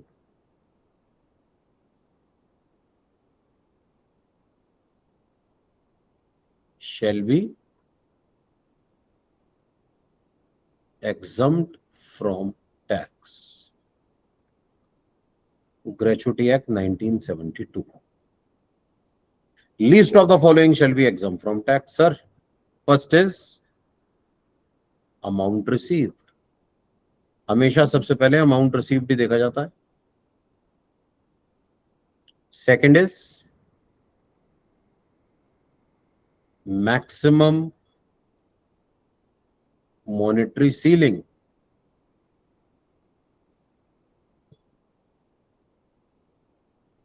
₹20,00,000। Gratuity की एग्जम्पशन ज्यादा से ज्यादा 20,00,000। और थर्ड देखिए प्लीज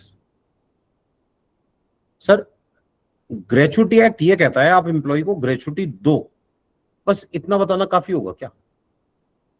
नहीं सर, ये भी तो बताना पड़ेगा कितनी दो, है ना। ग्रेचुइटी एक्ट बस ये नहीं बताता ग्रेचुइटी दीजिए, ये भी बताता है देनी कितनी है।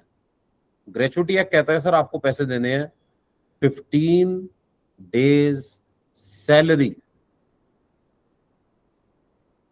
For each completed year of service. जितने साल भी जॉब की है हर एक साल के लिए 15 दिन की सैलरी दे दो। ठीक है सर, जरा इसको समझिए एग्जाम्पल के जरिए। मान लीजिए एक पर्टिकुलर पर्सन है, मिस्टर ए, XYZ लिमिटेड में जॉब कर रहे हैं।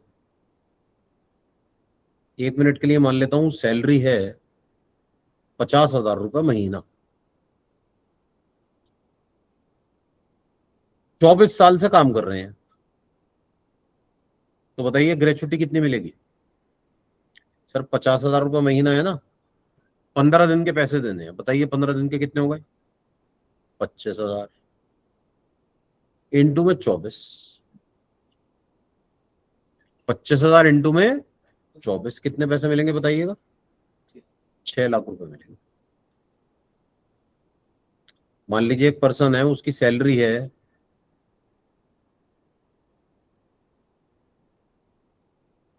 60,000 पर मंथ।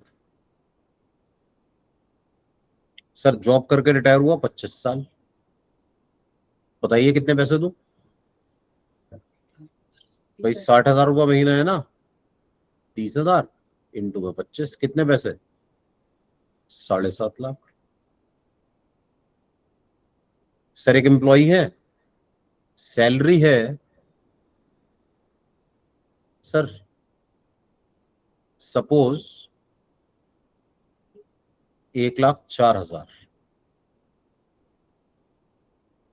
काम किया है 30 साल, ठीक है, अब बताइए कितने पैसे दूं?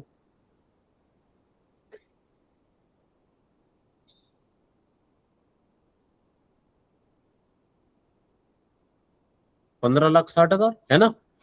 अब जरा एक बात बता दीजिए बस छोटी सी, सर ये 50,000 रुपए सैलरी है तो 25 कैसे आया 15 दिन के?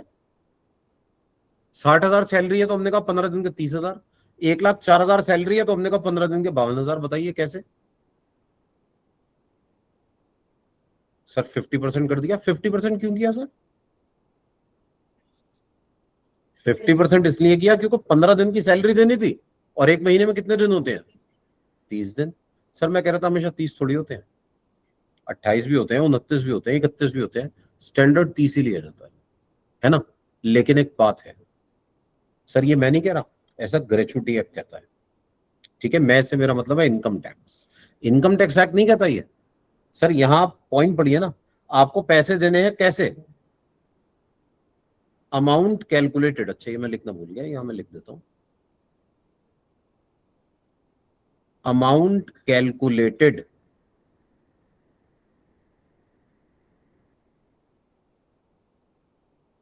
As per payment of gratuity act.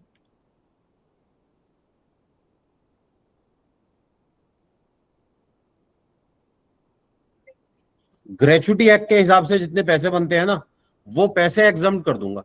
Gratuity act के हिसाब से पैसे देने कितने हैं वो हमें बताया है कि जी 15 दिन की सैलरी देनी है आपको हर 1 साल के सर्विस के लिए, 15 days salary for each completed year of service, ठीक है। अब मेरी बात को सुनिए सर, ये जो मैं कैलकुलेशन कर रहा हूं ये किसने बताई है?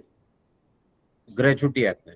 और ग्रेचुटी एक्ट ये कहता है, मैं नहीं कह रहा, इनकम टैक्स में नहीं लिखा ऐसा कहीं कि सर एक महीने में दिन तो 30 होते हैं लेकिन वर्किंग तो 26 होते हैं, 4 तो संडे होते हैं, ठीक है भाई, वर्किंग डेज तो 26 ही होंगे, ठीक है। अच्छा हाँ जी मैम, मैं यही कह रहा था। अब आप ये मत कहिएगा जी हमारा तो सैटरडे संडे ऑफ होता है, सर स्टैंडर्ड स्टैंडर्ड, ठीक है। देखिए कोई प्राइवेट कहीं कोई जॉब कर रहा है, कोई दुकान भी है ना अगर, तो it is very common, very general. अब ऐसे तो कई दुकानें होती है 7 डेज अ वीक खुलती है, कई मार्केट्स होते हैं 7 दिन खुलते हैं, तो फिर 30 के हिसाब से कर दूं क्या? नहीं, ग्रेचुटी एक्ट ने कहा आप महीने में कितने दिन लेकर चलेंगे? 26 दिन लेकर चलेंगे। और 26 क्यों है उसका लॉजिक बता रहा हूं आपको। 26 इसलिए है क्योंकि 30 दिन का स्टैंडर्ड मंथ माना जाता है और 4 संडेज होते हैं, 4 वीकली हॉलीडेज, ठीक है ना। 4 वीकली हॉलीडे हो गए तो 4 वीकली हॉलीडे के हिसाब से वर्किंग डेज कितने? 26, ठीक है ना। तो ये जो मैंने 52 निकाला है ना sir, this is wrong sir, 52 नहीं निकालना, आप 15/26 इंटू 1,04,000 कीजिए। अब बताइए क्या आएगा? सर 60,000 आएगा, 60,000। तो कैलकुलेशन में 52 नहीं लूंगा, क्या लूंगा? 60 लूंगा, ठीक है ना। तो देखिए प्लीज एक मिनट सर, ये जो मैंने लिखा था ना 15 डेज सैलरी, मैं यहां लिखने जा रहा हूं, इसकी कैलकुलेशन कैसे करूंगा? 15/26 मल्टीप्लाइड बाय मंथली सैलरी और multiplied by CYS। CYS Completed years of service. Completed year of service. ठीक है, अब जरा एक बात और सुन लीजिए सर। देखिएगा, मैंने पहले एग्जांपल में केस लिया कि जी 24 साल काम किया, फिर मैंने कहा 25 साल काम किया, फिर मैंने कहा 30 साल काम किया। ऐसा कोई जरूरी थोड़ी है, जरूरी थोड़ी है कि ऐसे 24, 25, 30 ऑड फिगर भी तो हो सकती है। एक पर्सन ने काम किया 28 साल 8 महीने 25 दिन। अब क्या करें, ऑड फिगर आ गई सर। फॉर्मूला किसका? ग्रेचुटी एक्ट का। हमने तो वहां से रेफर किया है। ग्रेचुटी एक्ट जितने पैसे कहता है, तो ग्रेचुटी एक्ट का फॉर्मूला है ना, तो एक्सप्लेनेशन भी कौन देगा? Gratuity act. तो ग्रेचुटी एक्ट पता है क्या कहता है इस केस में? वो कहता है इन excess of 6 months, in excess 6 महीने से ज्यादा होगा, shall be treated as 1 year।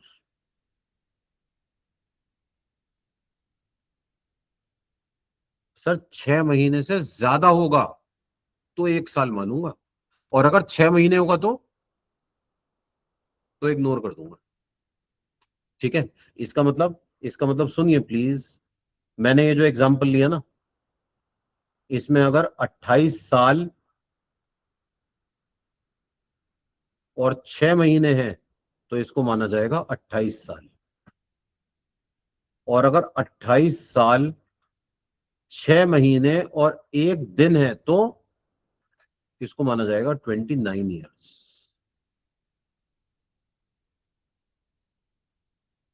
ठीक है, तो इस पर्टिकुलर केस में 6 महीने तक 0 और 6 महीना 1 दिन या उससे ज्यादा 1 ईयर। ठीक है ना।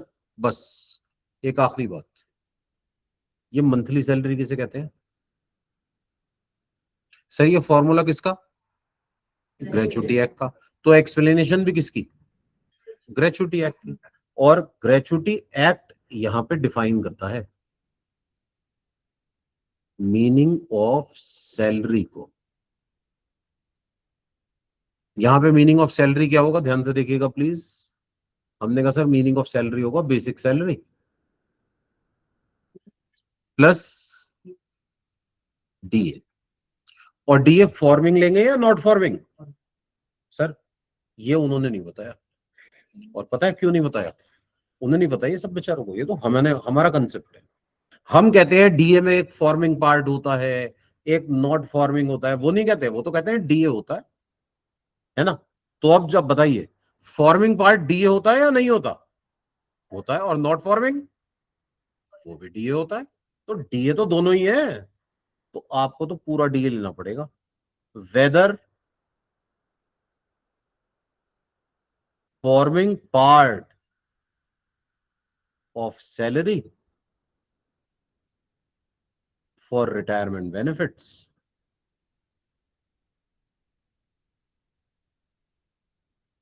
और नॉट। तो ये फॉर्मिंग हो या ना हो, हमारे पास डीए तो है ना, बस डीए है तो लिया जाएगा। ठीक है, तो ऐसे में हमें अपने पास क्या क्या लेके चलना है? Basic salary plus DA. Basic लेनी है, डीए लेना है। ठीक है, एक और खास बात, ये लास्ट ड्रॉन होना चाहिए। लास्ट ड्रॉन, लास्ट ड्रॉन मतलब रिटायरमेंट से ठीक पहले इन्हें कितनी बेसिक मिली, कितना डीए मिला। ठीक है, रिटायरमेंट से ठीक पहले इन्हें कितनी बेसिक मिली, इन्हें कितना डीए मिला। तो जरा देखिएगा प्लीज सर।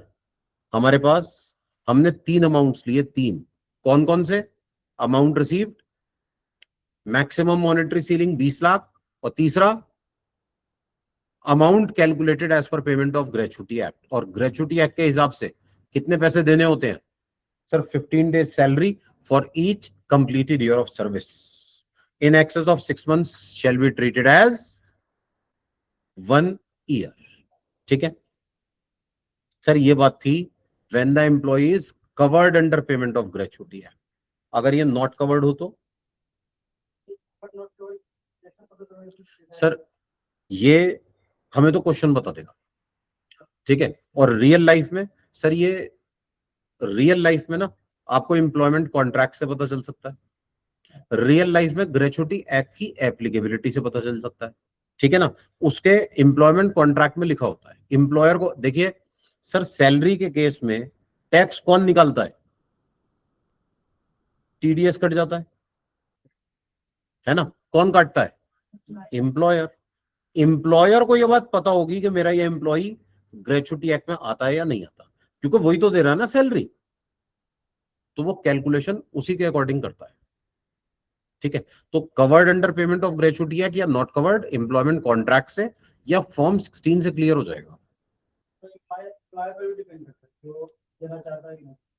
सर अभी जैसे हमने डिस्कस किया ना, जो छोटे एम्प्लॉयर्स होते हैं वो नहीं आते ग्रेचुटी एक्ट, बड़े होते हैं वो आते हैं। तो पहले तो कंपनी के ऊपर डिपेंड करता है ग्रेचुटी एक्ट के प्रोविजंस के अकॉर्डिंग। फिर वहां ना एक मॉनेटरी सीलिंग है कि इससे नीचे वाले जो है ग्रेचुटी एक्ट में आएंगे, इसके ऊपर वालों को ग्रेचुटी देना मैंडेटरी नहीं है। ठीक है, मैं एक बार चेक करके अमाउंट कंफर्म कर दूंगा आपको इसका क्या है ग्रेचुटी है। सर 5 साल से ज्यादा काम करूंगा तभी ग्रेचुटी के लिए एलिजिबल हूं। यस,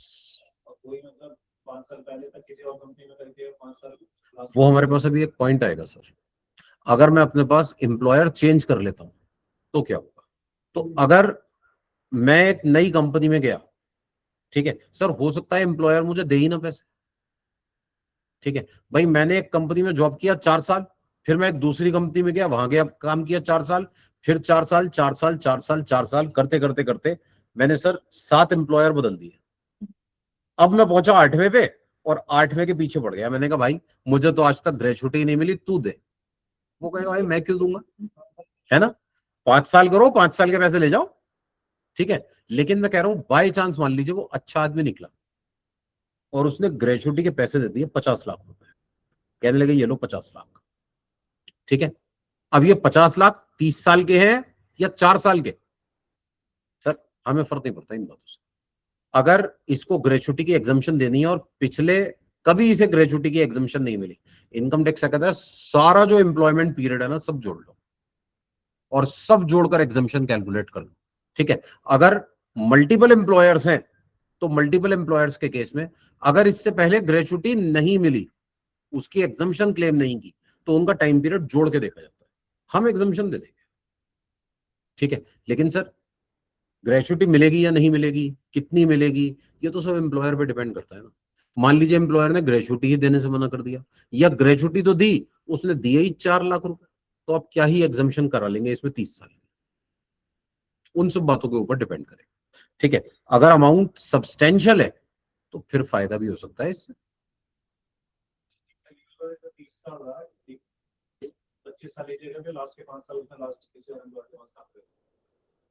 25 साल वाले ने इसको ग्रेचुटी दी, मान लीजिए वहां से इसने 12 लाख रुपए एग्जाम करा लिया, तो अब जब दूसरे एम्प्लॉयर के पास एग्जामेशन लेने जाएगा ना, 8 लाख की एग्जामेशन दे देगी।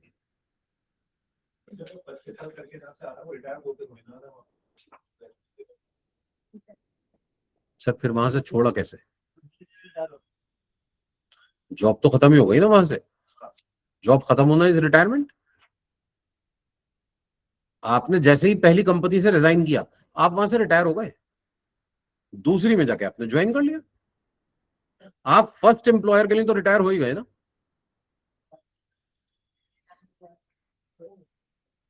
सर यस, बिल्कुल करेंगे, एग्जामेशन भी देंगे। 5 साल काम करके आप जॉब छोड़िए, रिटायरमेंट के बाद ये रिटायरमेंट ही है, एग्जामेशन भी मिले। अभी हम ना अपने पास ये केसेस लेंगे, मल्टीपल एम्प्लॉयर्स, कैजुअल एम्प्लॉयमेंट, ये सब कवर होंगे सर। हाँ जी, जरा ये देख लीजिए प्लीज जल्दी से। For employees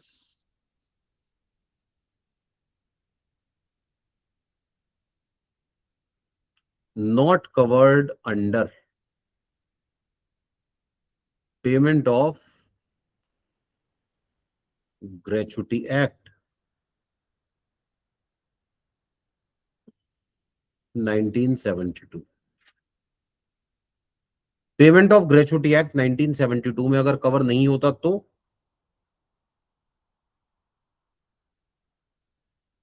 least of the following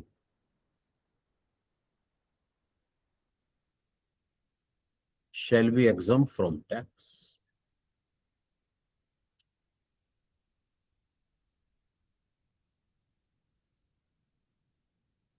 sir सबसे पहले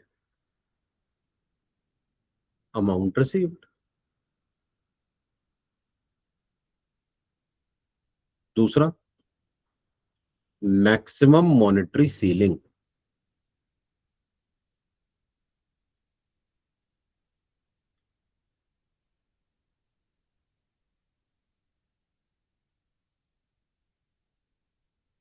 दैट इज 20 lakhs। हाँ जी सर देखिएगा प्लीज, हम ग्रेचुटी के एग्जाम्पशन दे रहे हैं। एक पर्सन अगर ग्रेचुटी एक्ट में आता है तो हमने कहा ग्रेचुटी एक्ट के हिसाब से जितने पैसे बनते हैं हम एग्जाम कर देंगे। ये पर्सन ग्रेचुटी एक्ट में आता ही नहीं। ग्रेचुटी एक्ट कहता है भाई इसको पैसे देने की जरूरत ही नहीं है, मत दो इसे पैसे। एम्प्लॉयर ने फिर भी देती है, ठीक है, एम्प्लॉयर ने फिर भी इस पर्टिकुलर पर्सन को ग्रेचुटी पे कर दी, ठीक है। अब सोचिए क्या ग्रेचुटी एक्ट बताएगा इसको कितने पैसे मिलने चाहिए? नहीं, ग्रेचुटी एक्ट के हिसाब से मिलने ही नहीं चाहिए। ग्रेचुटी एक्ट में तो ये कवर ही नहीं होता। तो अब जो तीसरा अमाउंट था, amount calculated as per payment of gratuity act, वो कैसे निकाले? सर वो तो निकल ही नहीं पाएगा। सर अभी जब हम कैलकुलेशन में एग्जम्पशन दे रहे थे तो हमने 3 अमाउंट्स लिए थे ना, देखिए प्लीज। पहला था अमाउंट रिसीव, ये मैंने बता दिया। दूसरा था मैक्सिमम सीलिंग, ये मैंने बता दिया। तीसरा था amount calculated as per payment of gratuity act. इस केस में जब एम्प्लॉय कवर ही नहीं होता तो ग्रेचुटी एक्ट के पैसे कैसे निकालूं? सर मैं निकाल ही नहीं पाऊंगा। तो क्या करें? इनकम टैक्स ने कहा कोई बात नहीं, चिंता मत करो, हम बताते हैं एग्जम्पशन कितनी मिलेगी। और हमने चुपचाप ग्रेचुटी एक्ट का फॉर्मूला कॉपी कर दिया। हमने कहा सर आपको एग्जम्पशन मिलेगी 15 days salary for each completed years of service. हर 1 साल के काम के लिए 15 दिन की सैलरी, हर 1 साल के काम के लिए, ठीक है। 15 days salary for each completed years of service. ये तो ऊपर वाले का अमाउंट आ गया या कुछ अलग है? तो ये देखने में सेम है लेकिन ये सेम है नहीं, अलग है। सर हमने ना लैंग्वेज कॉपी की, अजम्पशंस कॉपी नहीं की। अभी जब हम ऊपर कैलकुलेशन कर रहे थे तो हमने कहा था 15 बाय क्या लेंगे? 26। क्यों? क्योंकि वर्किंग डेज 26 होते हैं, है ना। इनकम टैक्स में ऐसा कुछ नहीं लिखा। हमने कहा जी 15 दिन की सैलरी देंगे 1 महीने के लिए, और 1 महीने में कितने दिन होते हैं? 30 30 दिन। तो यहाँ पर 30 आएगा। इसको मल्टीप्लाई करेंगे मंथली सैलरी से, मंथली सैलरी,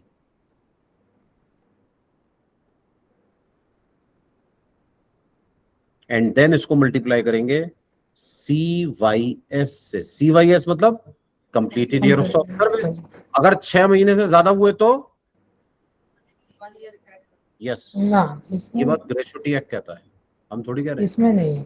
इनकम टैक्स क्या कहता है सर? इग्नोरिंग फ्रैक्शंस, फ्रैक्शंस को इग्नोर कर देंगे। क्यों? क्योंकि लिखा है सर कंप्लीटेड, 26 साल 8 महीने में। कंप्लीटेड ईयर्स कितने? 26। इन्होंने कहा जी 26 लेंगे हम, 8 महीने को 1 साल नहीं मानेंगे। ये ग्रेचुटी एक्ट था जो मान रहा था, हम नहीं मानेंगे, ठीक है ना।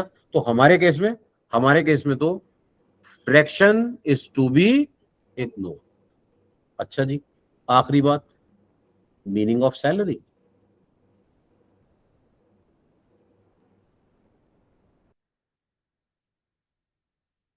सैलरी का मीनिंग क्या होगा?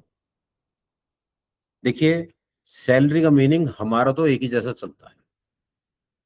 हम यहां पर सैलरी का मीनिंग लेकर चलेंगे basic salary plus DA forming part plus turnover based commission. Sir यही तो लिया था एचआरए में, यही तो लिया था एचआरए में। एचआरए में सैलरी का मीनिंग क्या था? Basic plus DA forming part plus turnover based commission. ठीक है ना? तो ये हमारे पास हमारा मीनिंग ऑफ सैलरी आ जाएगा। और एक और खास बात, सर कभी कभी ऐसा होता है कि एम्प्लॉय की सैलरी पहले कुछ और चल रही होती है, रिटायरमेंट के ठीक पहले सैलरी बढ़ गई, तो इसको तो ज्यादा एग्जम्पशन मिल जाएगी। इनकम टैक्स का कहता नहीं, ऐसे नहीं चलेगा। हम आपकी जब सैलरी लेंगे ना, तो वो सैलरी लेंगे एवरेज सैलरी,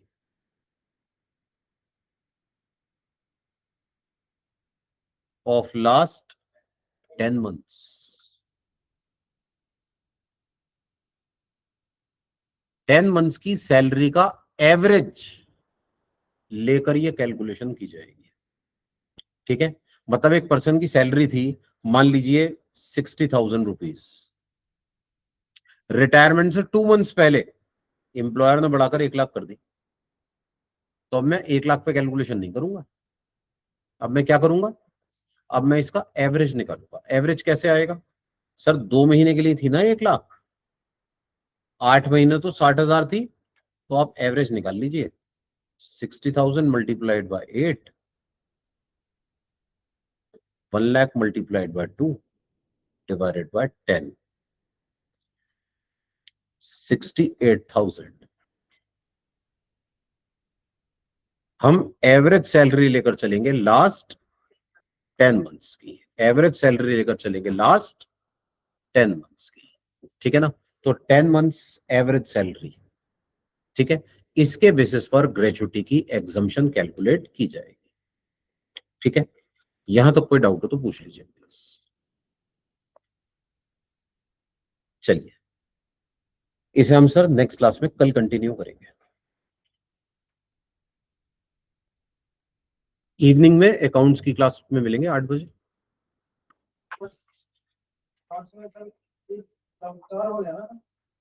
जी।